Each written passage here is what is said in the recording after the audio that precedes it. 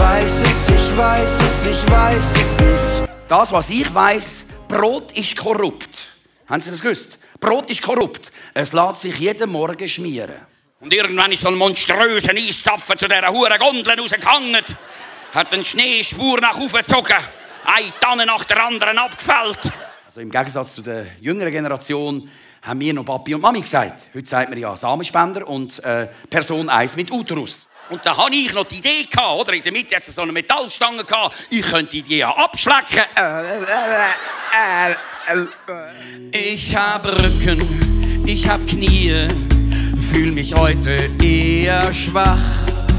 Und ich habe noch so viel Arbeit, wär schön, wenn's jemand anderes macht. Du bist eine ganz kleine, fiese Ratte. Ratte habe ich jetzt ein bisschen übertrieben gefunden, oder? Da habe ich gefunden, das muss man gendern. Habe ich gesagt, du bist ein Nuggetier mit einem Kanalisationshintergrund. Genau das bist du. Ich sehe was du nicht siehst, und das ist wunderschön. Ich sehe was du nicht siehst, kannst du's auch grad nicht sehen. Du hast die im Playboy gesehen? Aha.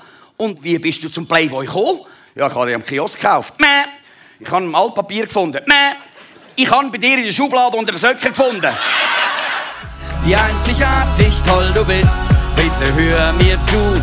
Ich sehe was du nicht siehst, und das bist du. Du